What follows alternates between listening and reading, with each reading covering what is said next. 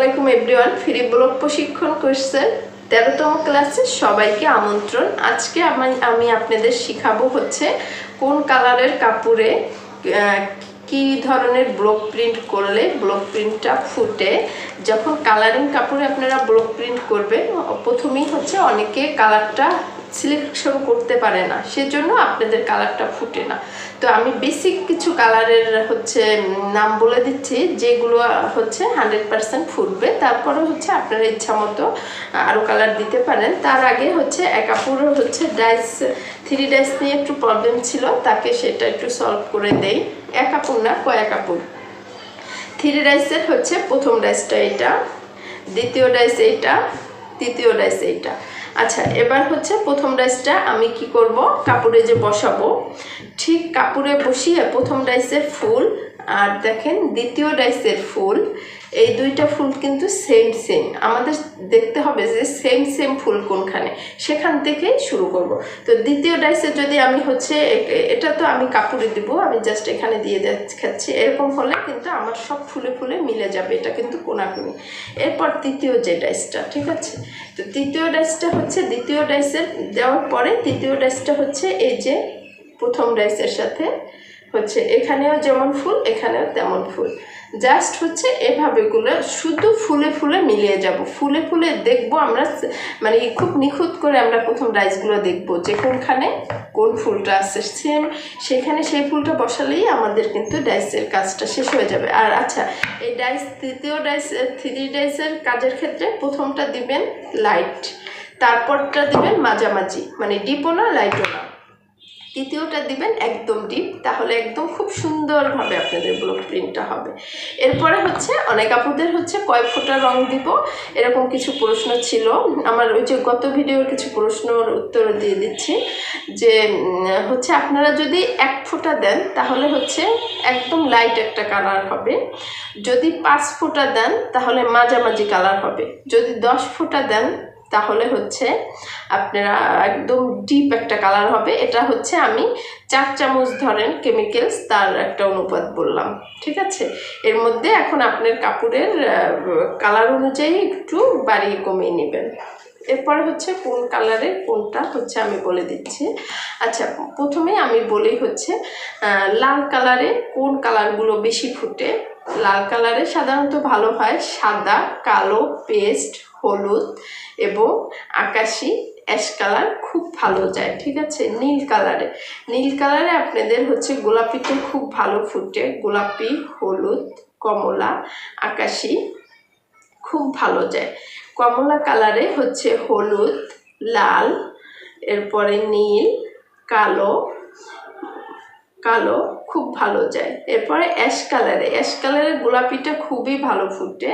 তো অ্যাশ কালারে গোলাপি, পেস্ট, লাল, বেগুনি, লেমন হলুদ, নীল, কালো, বাদামি। এরপর বাদামি কালারে ফুটে হচ্ছে অ্যাশ কালার, তারপর খয়েরি কালার মানে মেরুন যেটা, লাল, এইসব একদম রয়্যাল ব্লু, এইসব কালারগুলো মানে ভালো ফুটে।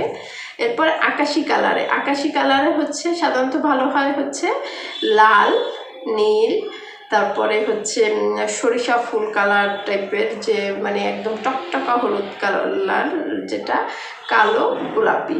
সবুজ কালারে ভালো হয় পেস্ট, সাদা, হলুদ, তারপরে হচ্ছে লাল, গোলাপি, ঠিক আছে। সাদা কালারে সব ধরনের কালার ভালো হয়, সব ধরনের কালার ভালো আসে।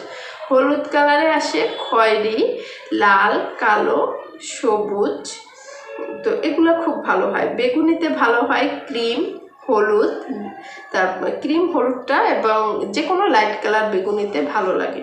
খয়েরি কালারে ভালো হয় হচ্ছে বেগুনি, বাদামি, হলুদ, গোলাপি, এই টাইপের কালার। এরপরে কালো কাপড়ে যেগুলো ফুটে সাদা, মেহেদি কালার, তারপরে হচ্ছে টিয়া, হলুদ, আকাশি, গোলাপি, হলুদ, পেস্ট, এইসব কালারগুলো খুবই ভালো হয়। তো অবশ্যই আপনারা কি করবেন, যখন হচ্ছে কালারিং বিভিন্ন কাপড় থাকবে তখন সেই কাপড়টা হচ্ছে নিয়ে আপনারা যে একরামিন গ্রুপের যে রঙগুলো আছে না, সেই রঙটা দিয়ে না হয় হোয়াইট পেস্টের সাথে বা নিউটেক্স যেটা দিয়ে করেন সেখানে একটু হচ্ছে রঙটা মিক্সড করে করে আপনারা প্রথম পর্যায়ে একটু করে কাপড়ের সাইড যে কর্নার আছে না, এভাবে দিয়ে একটু জাস্ট আপনাদের এক্সপেরিমেন্টের জন্য। আমি তো আপনাদের ক্লু দিয়ে দিলাম।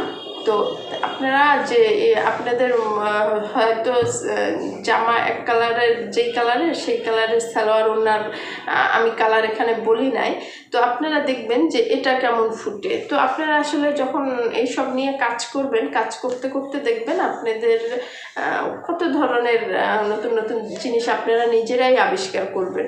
আমরা যারা শিখাই এরা তো জাস্ট আপনাদের একটা গাইডলাইন দিয়ে দিই, বাকিটা কিন্তু আপনাদেরই করতে হবে এবং আপনারা করবেন আশা করি। কারণ আপনারা যখন ওই পথ দিয়ে চলবেন আপনাদের কাছে তো ওই পথ অনেক চেনা হয়ে যাবে। নতুন নতুন যারা প্রথম শিখছেন তাদের কাছে প্রথমে একটু হয়তো খটকা লাগে, পরে কিন্তু ইজি হয়ে যায়। তো অবশ্যই হচ্ছে আজকের ভিডিওটা লাইক দিবেন এবং নতুন কোনো সমস্যা পড়লে অবশ্যই কমেন্টস করে জানাবেন। আসলে আমি যদি পারতাম যে সবাইকে সব সমস্যার সমাধান দিয়ে দিব, তো তাহলে যদি এরকম কোনো অপশন থাকতো অবশ্যই দিয়ে দিতাম। আসলে কি অফলাইনে তো সবাই আমাদের কাছে কোর্স করে ফিজিক্যালি এসে, আপনাদের যেহেতু অনলাইনে মানে আপনাদের সাথে আমি কিন্তু এতটা কানেক্ট না, যে আপনাদের তো অনেক মনে প্রশ্ন থাকে, সেই প্রশ্নের সাথে যদি আমি অ্যান্সারগুলো দিয়ে দিতে পারতাম আপনাদের হয়তো বা আরেকটু সুবিধা হতো। তো সেটা যেহেতু পারছি না, অবশ্যই আপনাদের মতামতগুলো আমাকে দিবেন, তাহলে কি আমি নেক্সট যে কোর্সগুলো করাবো সেগুলো খুব ভালোভাবে আপনাদের শেখাতে পারবো। আমার ইচ্ছাই হচ্ছে আপনাদের ভালোভাবে শেখানো।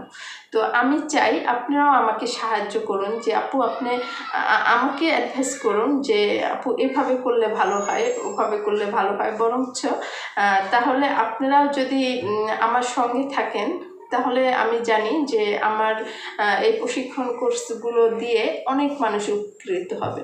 তো উপকৃত হলে আপনাদের জন্য কিন্তু দোয়া চলে আসবে। আমি আসলে একটা ভালো কাজ করার উদ্দেশ্যে এভাবে আমার সময় নষ্ট করে কষ্ট করে একটা ভিডিও মেক করা কিন্তু অনেক সময়ের ব্যাপার। শুধু করছি আপনাদের কারো মানুষের যদি উপকারে আসি, ঠিক আছে? তো মানুষের তো সবসময় আসলে সবাইকে টাকা পয়সা দিয়ে উপকার করা যায় না। আপনাদেরও যে যেটা পারেন আরেকটা মানুষকে শিখিয়ে দেবেন, দেখবেন সে যদি সেটা দিয়ে উপকৃত হয় আপনার জন্য অটোমেটিক দোয়া চলে আসবে। আসলে অনেক কথা বলে ফেলেছি, সরি। তো আশা করছি অবশ্যই আমার সাথে থাকবেন এবং বেশি বেশি করে কমেন্ট চাই, তাহলে আপনাদের কমেন্টসগুলো দেখলে কিন্তু আমার সামনের আরেকটা ভিডিও বানানোর অনুপ্রেরণাটা বাড়ে। তো আমি সাহস পাই, অবশ্যই আপনারা সাহস জুগিয়ে যাবেন। সবাই ভালো থাকবেন। আসসালামু আলাইকুম।